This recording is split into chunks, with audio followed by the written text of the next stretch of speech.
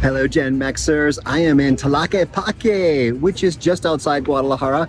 I actually originally thought it was part of Guadalajara, but there's actually like 7 different cities that make up the Guadalajara metro area. They're just all crammed together. Tlaquepaque is a very artist area. Lots of artists in this area, lots of sculptures in the street. Not a lot of expats, foreigners living here in Tlaquepaque that I can tell. I don't see them on the street. And not a lot of English spoken here. But if you're looking for a place maybe to take a vacation, or if you're looking for a place to settle in that is more Mexican than somewhere like Ajijic or San Miguel de Allende, Tlaquepaque is a beautiful town. So the center of Tlaquepaque is a pedestrian street, Avenida Independencia, and it's got lots of shops, restaurants, galleries, museums. Really, the area down in the middle of Tlaquepaque is very pedestrian friendly, very easy to walk around, not super easy to drive in, but it's a mix of both things that are, beautiful, beautiful old buildings and also buildings that are awaiting their rebirth.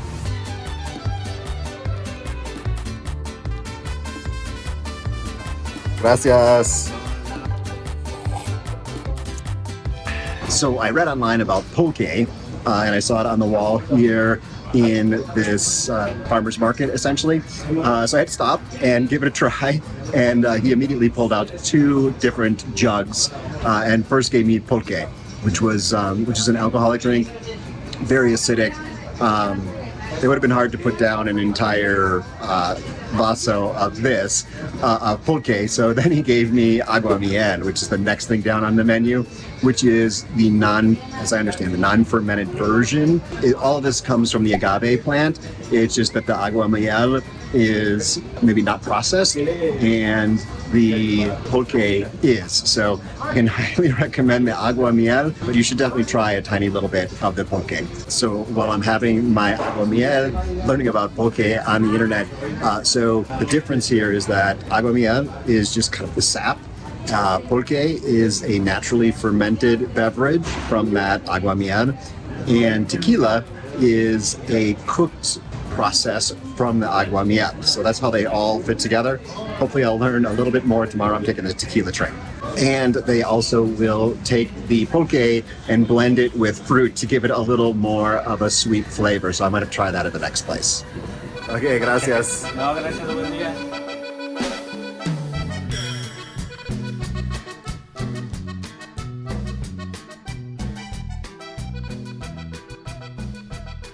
So I didn't make it very far from getting that last drink to coming over and having some tacos, tacos. The style seems to be pretty common here. It almost looks like a little bit Taco Bell-like, in that it is fried and made to be U-shaped.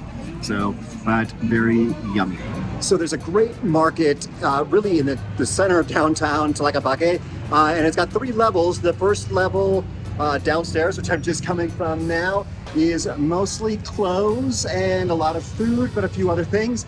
And then you go up one and it's a lot of vegetables, also a lot of food, and had some great stuff up there. And the top level is probably the least populated. It's an artisan market, but I've heard that the prices up there are better than the shops around that are a little bit nicer, maybe a little bit more expensive locations. And I love that Mexico uses returnable bottles. I actually asked about that when I had lunch, and she said, yeah, they come by here, the folks selling soda come by and pick up the bottles when they drop off the new full bottles, and they go and clean them and fill them up again. And I wish the United States would get back to that.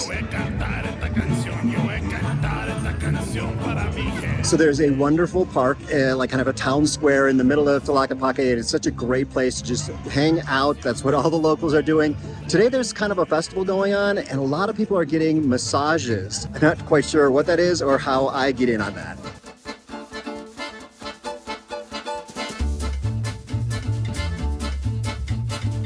Okay, so embarrassing moment here.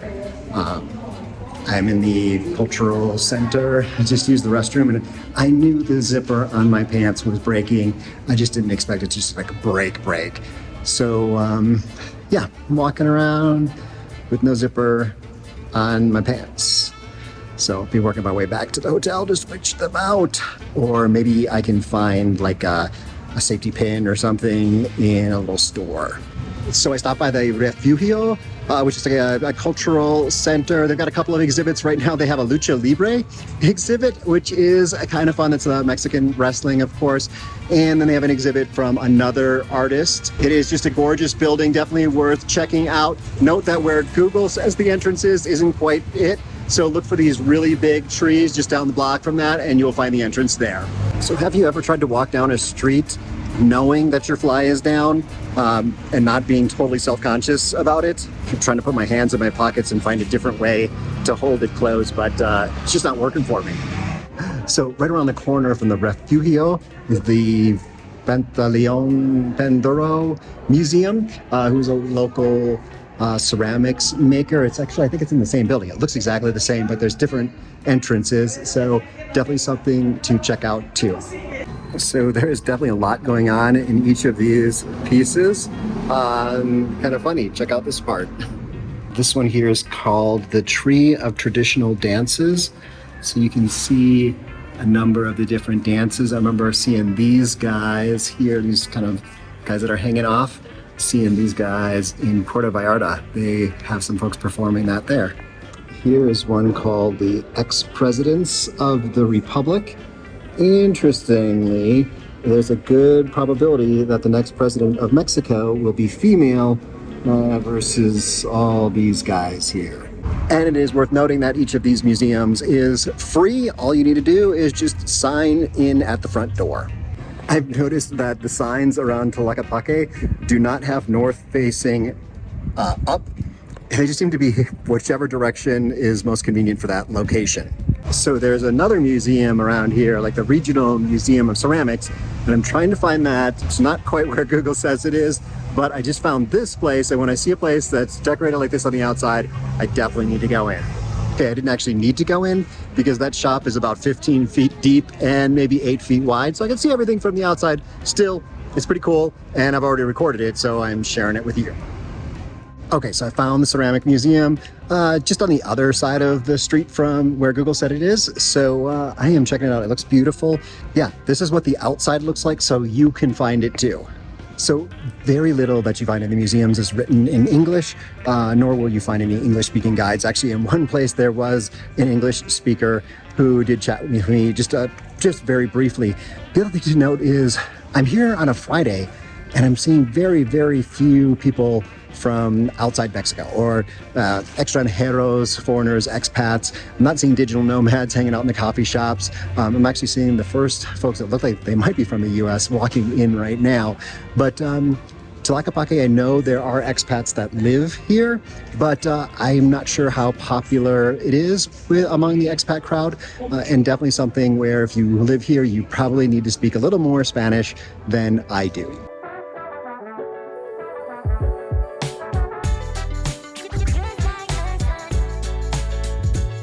So not only do you have the public museums, which are free, but there's a lot of galleries that are open to the public too. It's just that a number of those galleries don't allow photography inside.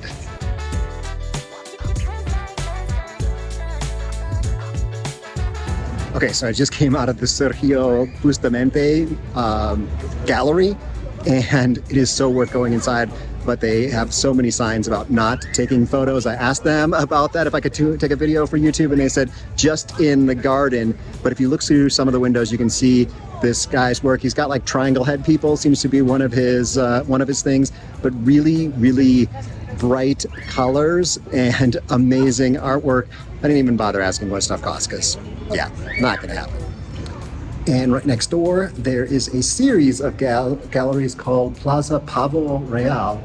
So Pavo means turkey, I think, but Pavo Real is a peacock. This is one of the things I like about being in Mexico, is that I can just walk around and be like, well, what does that word mean? And look it up on Google. And if I do it often enough, I will remember the word.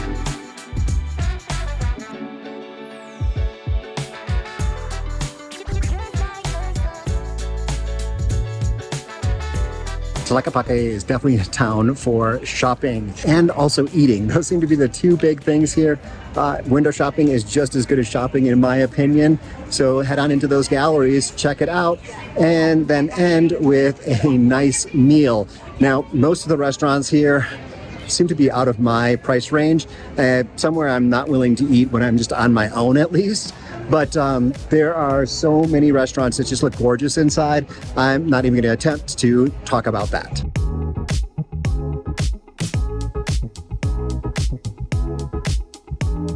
So for the most part, Mexican candy is nothing to write home about, except for these guys. These guys are really good, but they're like some big national candy thing. I was hoping to find the local version. However, Mexico is known for its tequila, and they have over 2,000 bottles, 2,000 different varieties of tequila here. And I asked about shipping because I'm not able to, I don't want to check a bag. So for 300 pesos, so probably about $20 US, they can ship 2 bottles to anywhere in Mexico they cannot ship to the United States. One more reason to live in Mexico. So I didn't buy any tequila here, but I did find something that looks like a coconut sweet. Kind of smells good. Let's give it a try. You can tell by the look on my face how it's going.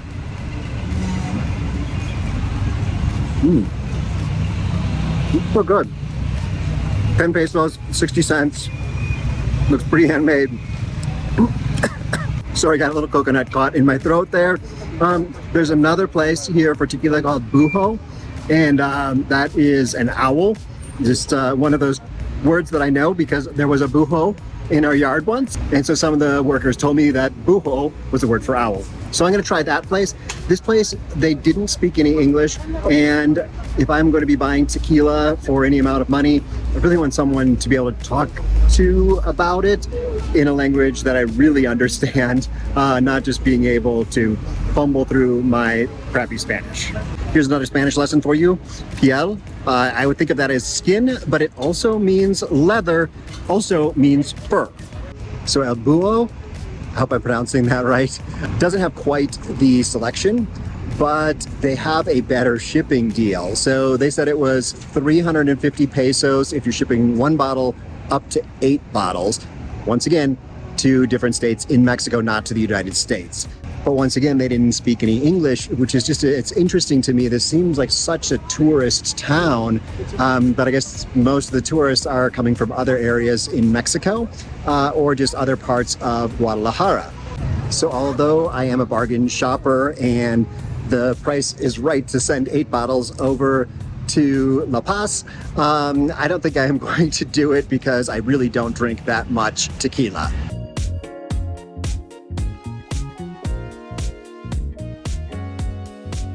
So Tapatio, not only these big red buses for tourists, but also the word for people from Guadalajara.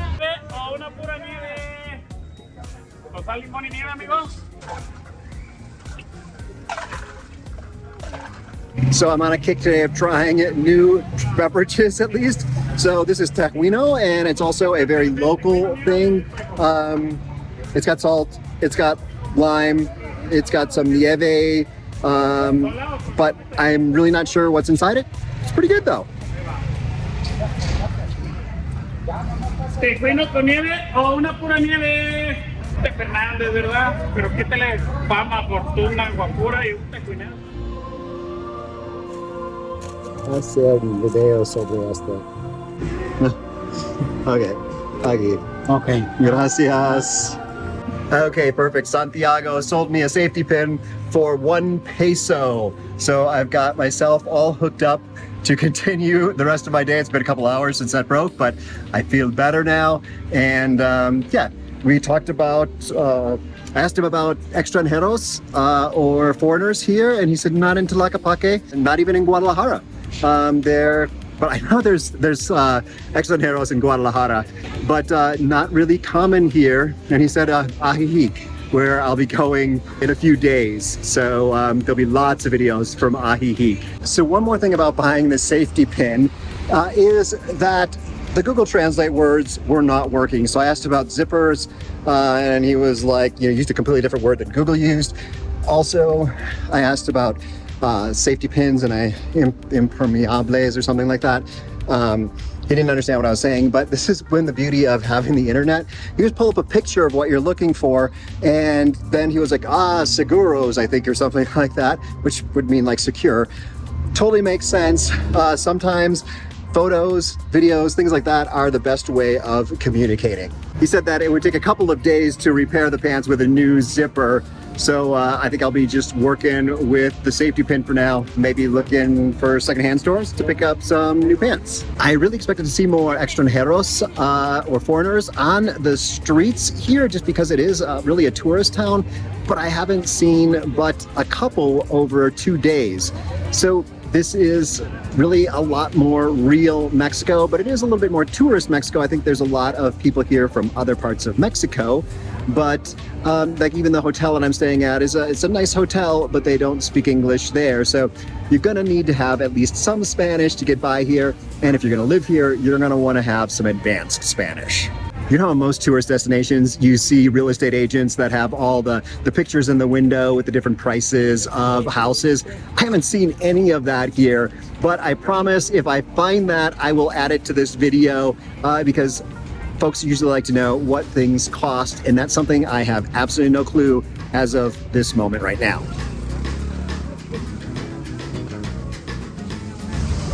So those big restaurants, big fancy restaurants are not for me. This is more my style. I'll be eating some street tacos tonight for 15 pesos each.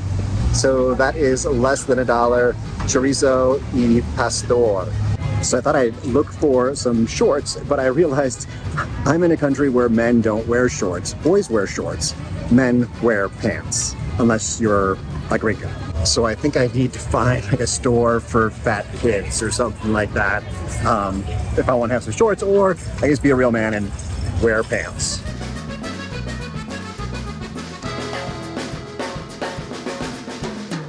Overall, I've noticed that the sidewalks are pretty good here in terms of like not having big open holes or big drop-offs, things like that. I did notice one guy in a wheelchair and he was doing pretty good, but he was going back and forth from being on the sidewalk to being in the street because the sidewalks are pretty narrow.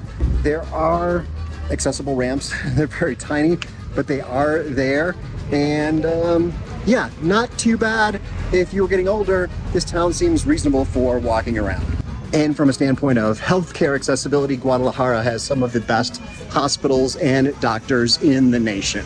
Here's a good example. In La Paz, this cover would be completely gone. Here, just a little piece of it is broken off.